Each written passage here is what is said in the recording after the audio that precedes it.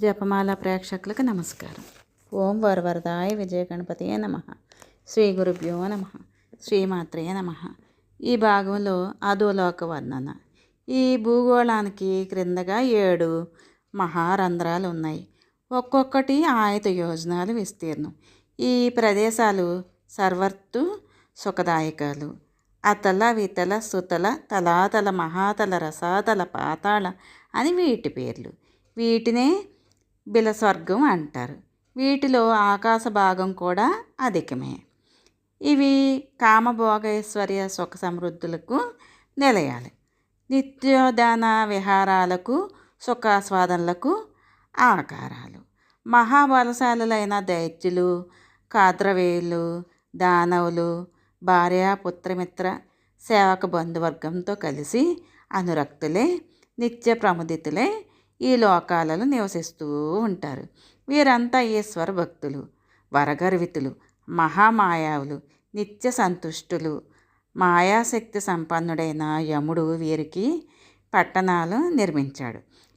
మణిరత్న విభూషిత విచిత్ర భవన సమూహంతో, వీధులతో, ఇపణీ వీధులతో, గోపురాలతో, సభా మండపాలతో, సకల సౌందర్యాలతో శోభలకు నిలయాలైన ఈ పట్టణాలను పరులకు దుర్లభాలు, దుష్ప్రవేశ్యాలు, నాగ అసుర జాతుల వారు జంటలుగా విహరిస్తూ, పావురాలు, చిలకలు, గోరింకలు కోలాహలంగా ఎగురుతూ, కృత్రిమ వేదికలు అనేకము రకరకాల పక్షులు, బొమ్మలు యథార్థ స్ఫూర్తిని కలిగిస్తూ ఉంటాయి. ఉద్యానవనాలు, సర్వఋతు సౌందర్య నిలయాలు, క్రీడాగృహాలు, లతాగృహాలు, దారాగృహాలు అనేకం, లలనామణులు, విలాసాలు. ఇవి ఫలపుష్ప శోభలతో మనసులకు ప్రసన్నతను కలిగిస్తూ ఉంటాయి. సరోవరాలలో నీరు స్వచ్ఛంగా నిర్మలంగా ఉంటుంది. రకరకాల చేపలు కనువిందు చేస్తూ ఉంటాయి. హంససార సకాండవారద్ది జలపక్షులు సమూహాలతో కలకూజితాలతో హృదయాలను రంజింపచేస్తూ ఉంటాయి. ఈ సరస్సులలో ఉన్న పద్మాలు ఎన్ని రకాలో చెప్పలేము. కుముదాలు, ఉత్పలాలు, కలహారాలు, నీలోత్పలాలు, రక్తోత్పలాలు నిండుగా వికసించిన పరిమళాలు పంచిపెడుతూ ఉంటాయి. జలచరాలు వాటిని తాకి కదుపుతూ ఉంటే వాటి మీద వాలిన తుమ్మెదలు, జలపక్షులు కోలాహలంగా ఎగురుతూ ఉంటే సర్వేంద్రియాలు తర్పకంగా ఆకట్టుకుంటూ అమరలోకపు శోభను ధిక్కరించే అంత సౌందర్యం ఈ పట్టణాల్లో కనిపిస్తూ ఉంటాయి. ఇక్కడ రేయింబవళ్ళు తేడా ఉండదు. రాత్రి పూట చీకటి భయం లేదు. సర్ప శిరస్సుల మీద ఉండే అనర్గమణులు తమ కాంతులతో చీకట్లను పారద్రోలుతూ అన్ని వేళలా వేడి లేని వెలుగే ఉంటుంది. ఈ లోకాలు వారు ఆదివ్యాధులు ఎరగరు. ఔషధాలతో పని లేదు. ముసలితనము జుట్టు నెరవదు. శరీరం ముడతలు పడదు. రంగు మారడం కానీ, చెమటలు పట్టడం కానీ, కంపు కొట్టడం కానీ ఉండదు. నిత్య కళ్యాణం పచ్చతోరణంగా వీరి జీవితాలు సాగుతూ ఉంటాయి.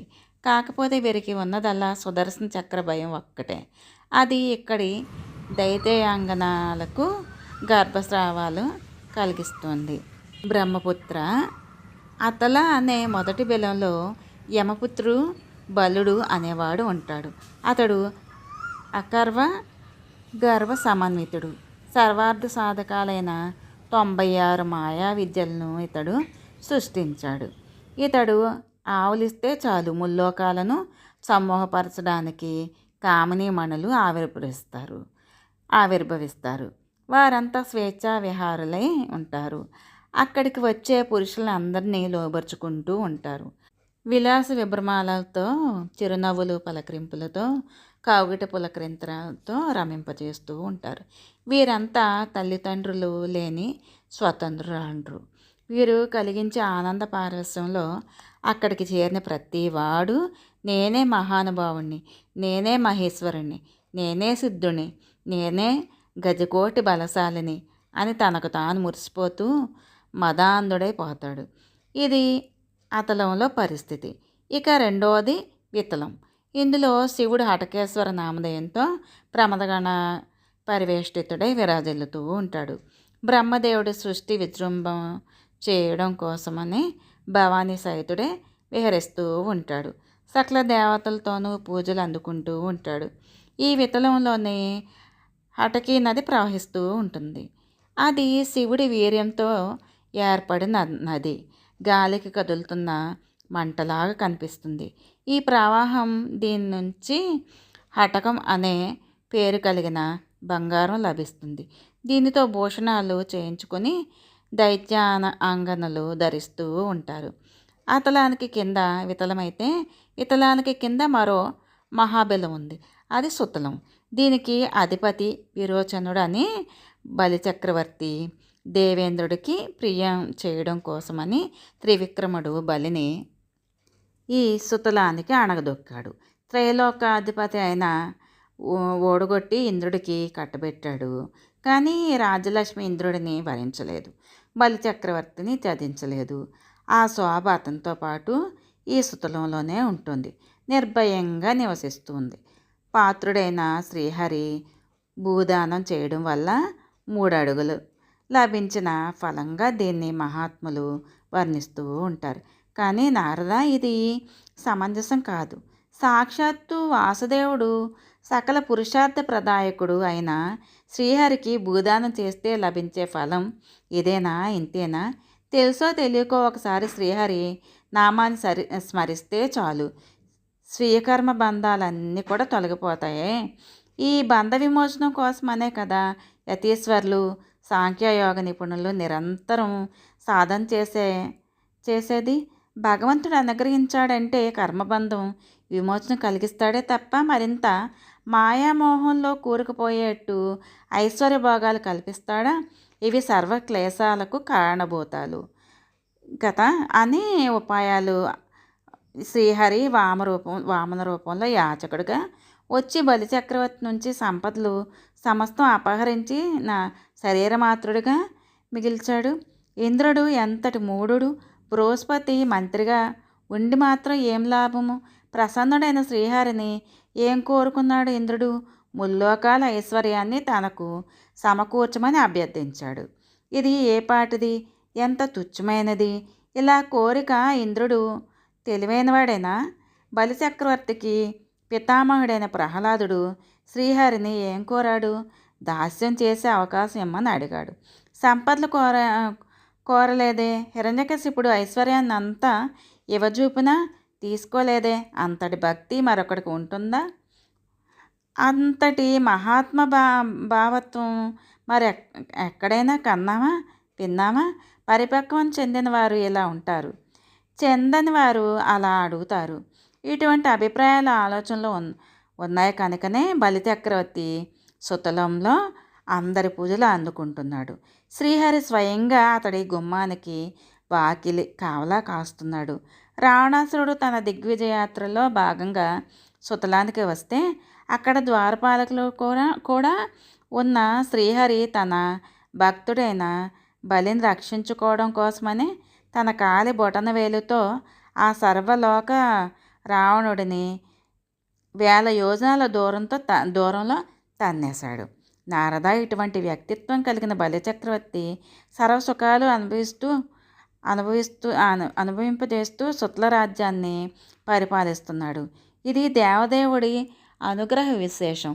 ఈ సుతలానికి క్రింద తలాతలమనే మహాబలం ఉంది. దీనికి అధిపతి సాక్షాత్తు యముడు అనే దానవేంద్రుడు. త్రిపురాసుర సంహారం చేసిన శివుడు అతడిని అనుగ్రహించి ఈ రాజ్యాన్ని అప్పగించాడు. మాయావులందరికీ ఇతడే గురువు, సకల మాయా విశారదుడు, సర్వరాక్షస పూజితుడు. దీనికి ఇంకా కింద మహాతలం ఉంది. ఇది నిరంతరం కోద వివసుడైన కార్దవేయో సర్పజాతులకు నిలయం. అనేక శిరస్సులు కలిగిన మహాసర్పనాయకుడు ఎందరో ఉన్నారు. కుహక, తక్షక, సుషేణ, కళియాదందులు ఇక్కడ ఉన్నారు. గరుత్మంతుడికి భయపడి భార్యాపుత్రులతో ఈ మహాతలంలో తలదాచుకుంటున్నారు. నానా క్రీడా విశారదులే ప్రమత్తులై విహరిస్తున్నారు. ఇంకా కింద ఉన్న రసాతలం అనే మహాబలం ఇక్కడ దైత్య దానవ నాగజాతులు, నివాతక వచులు సహవాసం చేస్తుంటారు. కాళీయులు ఉన్నారు. వీరు హవిర్భోక్తలు, ఓజస్వంతులు, మహా సాహసులు. అయితేనేమి శ్రీహరి వీరి విక్రమాటోపాలకు అదుపు చేశాడు, అణిచి ఉంచాడు. అందుకని ఆ కలుగుల్లో పురుగుల్లాగా బతుకుతున్నారు. పైగా ఇంద్రుడి దూతిక సమర మంత్రాక్షరాలతో వీరికి కట్టి పడేసింది కూడాను. పాతాళం అనంతుడు. దీనికి కింద భాగాలు ఉన్న పాతాళం. అది నాగలోకం. వాసుకి, శంఖ, కులిక, శ్వేత, ధనంజయ, మహాశంఖ, ధృతరాష్ట్ర, శంఖచూడ, కంబళ, అశ్వతర, దేవోపదత్తక ప్రముఖులందరూ ఇక్కడే నివసిస్తూ ఉంటారు. వీరంతా క్రోధామర్షులు మూర్తి ఉన్నట్టే ఉంటారు. పెద్ద పెద్ద పడగలు నిలువెల్లా విషయమే. 5 పడగలకి తక్కిన వారెవ్వరూ లేరు. 1000 పడగల వారు కూడా ఉన్నారు. అందరికీ పడగల మీద దగదగలాడే మణులున్నాయి. వాటి కాంతిలో పాతాళంలో చీకటి పటాపంచలవుతూ ఉంటాయి. ఈ పాతాళంలో 30,000 యోజనాలు అట్టడుగున మూల ప్రదేశం తామసీ రూపంలో ఒకానొక భగవత్కళ వేంచేసి ఉంది. పేరు అనంతం, సర్వదేవ ప్రపూజిత. 1000 తలల ఆదిశేషుడు ఇక్కడే ఉండి భూగోళాన్ని మోస్తూ ఉంటాడు. అతని శక్తి అపారం, అనంతం. అందుకే అనంతుడు అంటారు. అహం అనే అభిమానానికి లక్షణంగా సంకర్షణుడు అనే పేరుతో ధృతరాష్ట్ర దృశ్యాలను సంకర్షణలో ఉంటారు. ఒకప్పుడు ఇతడి భూమధ్య భాగం నుంచి సంకర్షణుడు అనే రుద్రుడు ఆవిర్భవించాడు. ఏకాదశి వ్యూహాలతో ఉదయించాడు. అతడు త్రిలోచనుడు, మహోగ్రమూర్తి. త్రిశూలం ధరించి నిలబడ్డాడు. సాత్వత పొంగవులతో కలిసి సర్పనాయకులందరూ నిత్యం మోకరిల్లారు. ఏకాంత భక్తి యోగంతో అతడి పాదపద్మాలకు తమ పడగల మీద మణికాంతులతో కొంగ్రొత్త ఎర్రదనాలను సంతరిస్తాయి. మణికాంతులు పాదపద్మ నఖకాంతులు పోటీ పడతాయి. నాగకన్యలు తమ విలాస విభ్రమాలను ప్రదర్శిస్తూ సుగంధ ద్రవ్యాలను పులుముకొని చిరునవ్వులు చిందిస్తూ సిగ్గును సింగారిస్తూ అనురాగ పరవశులై అతడిని ఆరాధనాపూర్వకంగా తిలకిస్తూ ఉంటారు. అనురాగ మదోన్మత్తుడే, విగూర్ణ రుణనేత్రుడే, కరుణావల లోకాలోచనలతో ఆశీస్సులు అందిస్తూ ఉంటాడు, ఎదురు చూస్తూ ఉంటాడు. నారద, భూభారాన్ని వహించే అనంతుడు సాక్షాత్తు భగవంతుడు. అనంత బలశాలి, మహాశయుడు, అనంతగుణ సముద్రుడు, ఆదిదేవుడు, మహాద్యుతిమంతుడు. అమర్ష, రోషము, వేగము ఇత్యాదులు జయించింది తానొక మహాతత్వాన్ని నిధిగా లోకశుభం కోసమని బరువు మోస్తున్నాడు. అందుకే సర్వదేవ సర్వజీవ ప్రపూజితుడు అవుతున్నాడు. సురాసుర, సిద్ధోరగ, విద్యాధర, గంధర్వ ముని సంఘాలు నిరంతరం ఇతడిని ధ్యానిస్తూ ఉంటారు. అనారతంగా మధోన్మత్తంగా కదలాడుతున్న చూపులతో అమృతమానమైన హక్కులతో అందరినీ ఆప్యాయంగా పలకరిస్తూ ఉంటాడు. వాడని వైజయంతిమాల ధరించి ఉంటాడు. అది ఏనాటికి వడలిపోదు. తులసీ దళంతో కూడిన దండ, తుమ్మెదలు దాని చుట్టూ పరిభ్రమిస్తూ ఉంటాయి. నీలాంబరాధరుడే, ఏకకొండ విభూషితుడై నాగలి మీద భుజం ఆంచి నిలబడి ఉంటాడు. ఉదార లీలా విలాసుడు అని సాత్వతర్షులు అనంతుణ్ణి వర్ణించారు.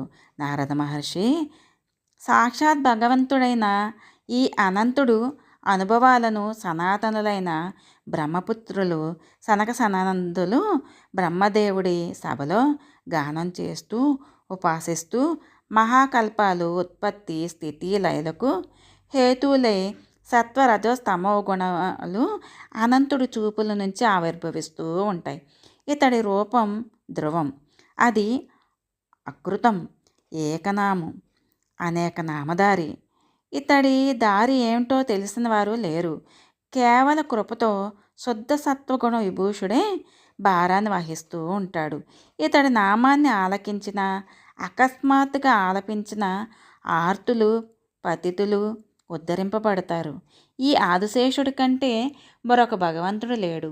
1000 పడగలు ఈ అనంతుడు తన శిరస్సు మీద భూగోళాన్ని, సముద్ర పర్వత గాఢారణ్యాలు సహితంగా ఈ అణువులాగా ధరిస్తున్నాడు. ఇతడి శక్తి అనంతం, ఇతడి విక్రమం అమితం. అనమితం అంటే మొక్కవు అనేది. దాని సమృద్ధిలో ఇతడు ఎవరిని లెక్క చేయడు. స్వాతంత్రుడు, భూగోళాన్ని లీలగా భరిస్తున్నాడు. అనంతుడి ప్రభావాన్ని ఉన్నది ఉన్నట్టుగా వివరించి చెప్పాలంటే 1000 నాలుకలు కూడా సరిపోవు. నారద, జీవకోటి గతులన్నీ యథాకర్మ నిర్మితాలే. మృగ పక్షి మనుష్య జాతులన్నీ కర్మబద్ధాలే. కర్మానుగుణంగానే కోరికలు కలుగుతూ ఉంటాయి. వాటిని ధర్మబద్ధంగా ఉపదేశానుగుణంగా తీర్చుకుంటూ ఉంటారు, పరిపక్వత పొందుతారు. నారాయణ మహర్షి ఇంతవరకు చెప్పి క్షణకాలం విరమించాడు. అప్పుడు నారదుడు సవినయంగా మరొక ప్రశ్న వేశాడు. మహర్షి, కర్మలు సమానమైనప్పుడు లోకానికి ఇంతటి కర్తృవైవిధ్యం ఎలా వచ్చింది? ఇది తెలుసుకోవాలి ఉంది అని అడిగాడు. నారాయణుడిని వివరించాడు. నారదముని, కర్మను ఆచరించే కర్తకు ఉన్న శ్రద్ధను బట్టి గతి వైవిధ్యం ఏర్పడుతూ ఉంటుంది. గుణత్రయ ప్రభావం వల్ల వాటి ఫలాల్లో భేదం ఏర్పడుతుంది. కర్మాచరణంలో సాత్విక శ్రద్ధను వహించినట్టయితే కర్త ఎప్పుడూ సుఖపడతాడు. రాజస శ్రద్ధకు ఫలితం దుఃఖమే. తామస శ్రద్ధకు దుఃఖిత్వంతో పాటు మూఢత్వం కూడా ఫలితం అవుతుంది. ఇలా శ్రద్ధలో ఉండే తారతమ్యాలను బట్టి వాటి ఫలాలలో వైచిత్వం ఏర్పడుతూ ఉంటుంది. శ్రీమాత్రేయ నమః. మిగతాది తర్వాయి భాగంలో విందాము.